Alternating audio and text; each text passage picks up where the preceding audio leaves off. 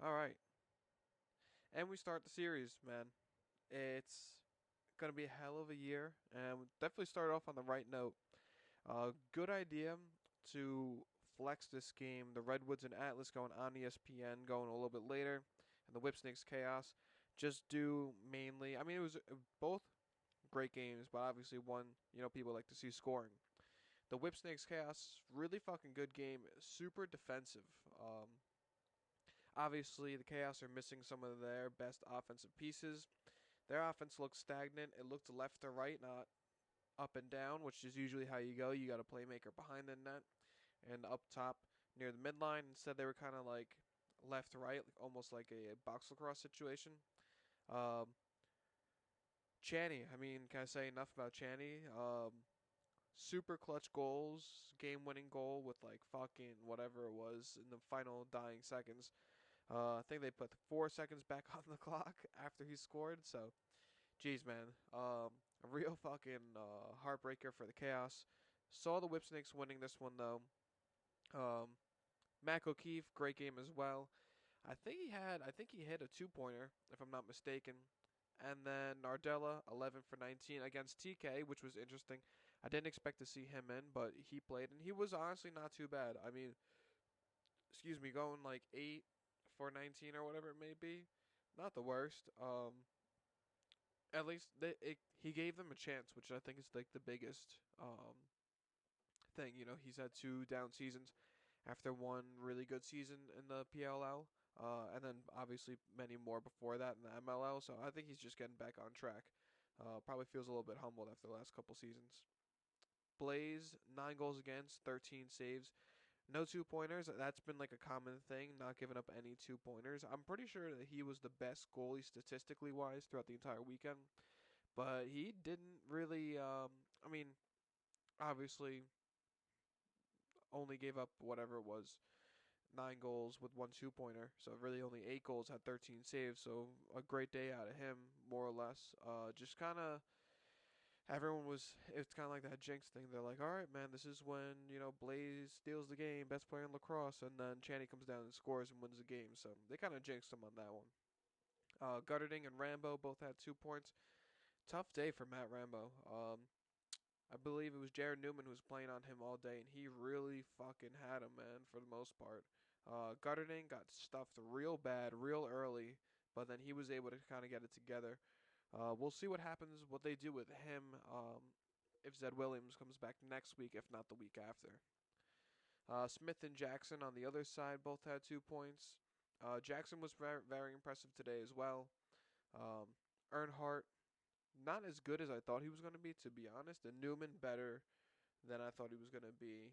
Um, CJ Costabile, the Costabile brothers, are fucking taking over the PLL, to say the least. Next, we have the Woods and the Atlas. Um, as a Woods fan, Jules Henningberg, that's my dog, 4 points, playing back in the attack position for the most part because Rob Pennell actually missed the first quarter due to a. I'm not sure if it was a very low grade hamstring strain or if he was just cramping really bad. We'll see what it ends up being, but it shouldn't be too serious. He was able to come back and finish out that game. TD Erlin, 13 for 28.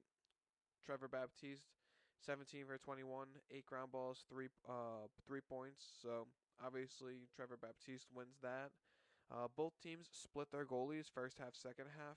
The Redwoods goalies were underwhelming to say the least, and the Atlas goalies weren't too bad. They started with Concannon, went to Colarusso. Both were just about average, nothing too crazy. And then Jones and Montgomery. Montgomery hitting a 2 pointer, big for the Redwoods there. Kind of brought them back alive a little bit, but not obviously not enough. Having had lost 17-11, mainly due to these guys, man. The T Law Gray trio down low. I always say Eric Law is the best off ball attackman in the league. And I really don't think that there's that much to it. Like he is the best off-ball attackman in the league. And Teat and Gray are just so dynamic in the fact that every time that both of them have the ball playing on opposite sides of the field, they attract so much attention, and everyone's you can actually see it like when you play when there's I'm not a fucking guru, like I'm no Andy Towers here, but you can see it when you're watching that everyone turns their head and goes, "Oh shit, Jeff has the ball. Oh shit, Chris has the ball." Like they are game-changing attackmen.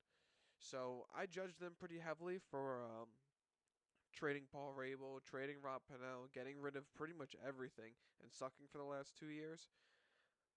And they proved me wrong, and they only have more draft picks to show from it. Because I did not think that the up and coming um, superstars were going to be like this. Where stars will come up, but it's just been fucking superstars, and they've been hitting on these draft picks to say the least. And Gray falling to second, jeez, man, jeez. That's all I have to say. Costabile with 3 points as well. I mean, another young guy, second season. Second season. Um, I mean, last year he had taken in. Oh no, I think it's his.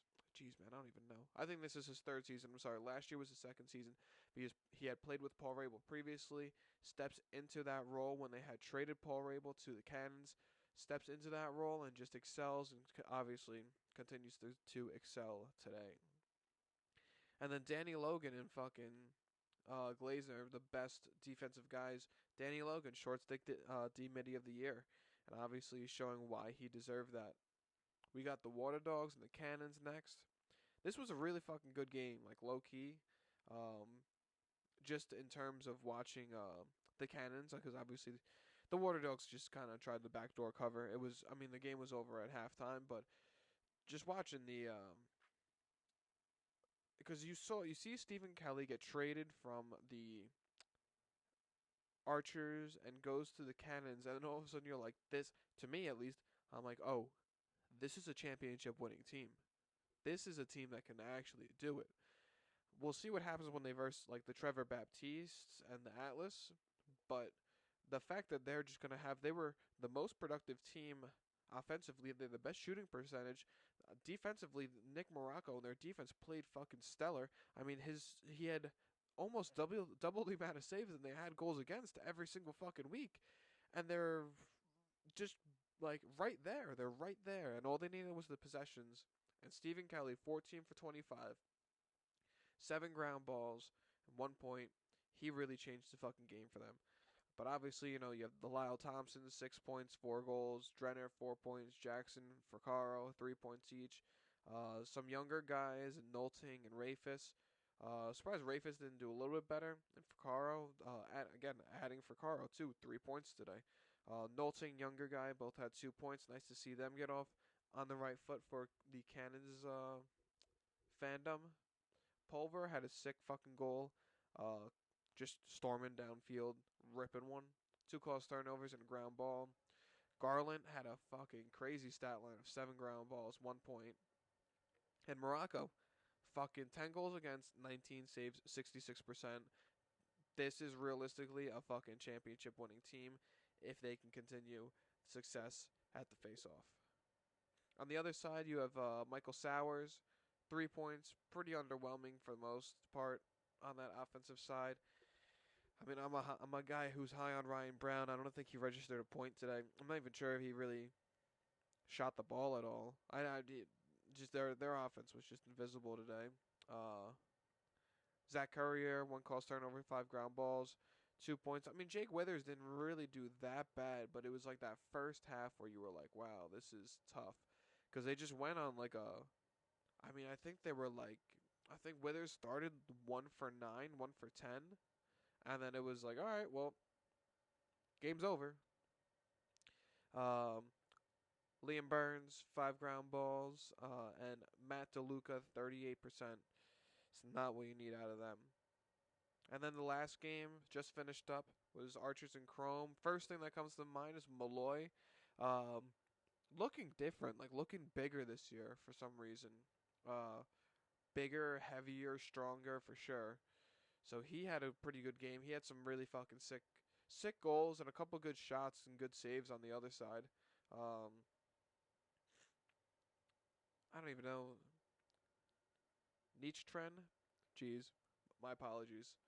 And Salama, they were saying it a different way, but I'm gonna stick with Salama. I fuck with it. Both had 3 points. Nick Grill, I thought it was BJ Grill, but Nick Grill, I don't know what happened to BJ Grill. He was like, I mean, I don't know. I guess you're just going from one grill to another. What it is, what it is.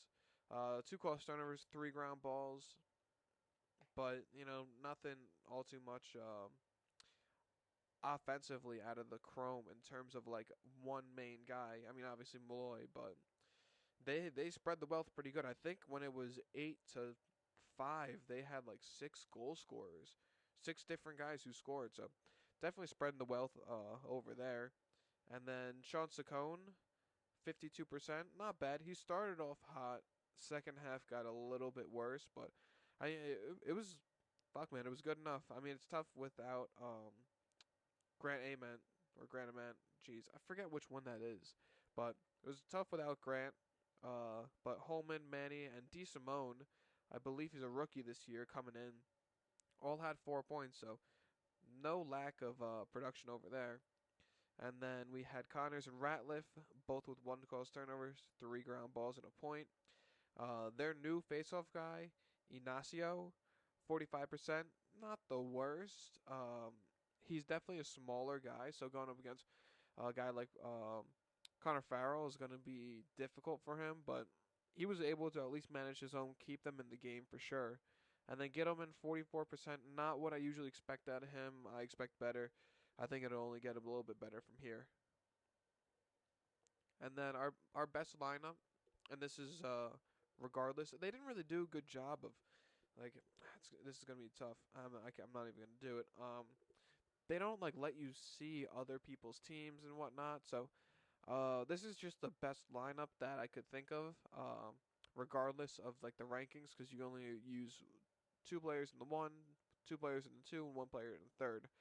Um, Blaze at goalie, TB at faceoff, Cade Van Rapport's defense, Fracaro midfield. Midfield underwhelming unless you were able to put in Jules, but I really wasn't too sure. He mainly played attack today, so I left him there. And then attack, obviously Teat. Him and Law both had 7 points, but Teat had one less turnover, so that's why I put him there. And then we got the bets that I had this week. For legal purposes, I put in nothing, and I actually did put in nothing because I'm a fucking idiot. Whipsnakes Chaos under 22.5 hit. I also had Whipsnakes minus 1.5, which would not had hit. But I said that was only for parlays if you really felt like it. But I didn't really like it otherwise. Redwoods, obviously, I'm a fucking idiot because I'm going with my fanhood, not my gut. So Redwoods money line was not a hit. But Water Dogs, Cannons money line hit. Chrome's Atlas under hit. Chrome plus 2.5 hit. So hell of a fucking day for me. Hell of a fucking day for the PLL. I think that they did a great job. I like when the play-by-play is one guy and the color commentator is one guy. They had two guys kind of like back and forth on the play-by-play and one guy on the colors for the ESPN game. Wasn't a huge fan of it, but I understand it. Other than that, though, yeah, just figure it out on this fucking PLL Nation thing. We'll take a quick look. We'll just make this big screen. Go to PLL Nation. So I can see my team. This was the one that I put in, but I don't really remember doing this one. I remember having Teat in as my attack and changing up a whole bunch of shit, but it is what it is. But Brown, 0 points. Courier, 2 goals, a whole bunch of other shit, 17 points. Burnlore, 15 points. So about what I expected out of most of these guys. I'm surprised Nardella only had 4.8. It's going to be an interesting look. But if you go to leaders, so whatever, it's weird that it starts with a bunch of zeros and then goes to this. But like if I'm trying to click on it, nothing happens. So figure it out there, PLL, and yeah, fuck. I think it'll be Sundays. I'll put these out Sunday nights after all the games are completed. There'll be like a midweek. Probably on Thursday, I'll do a pre and then post, and it'll really just flip flop like that. It'll be 2 a week. a pregame and a postgame, or a pre-week and a post-week.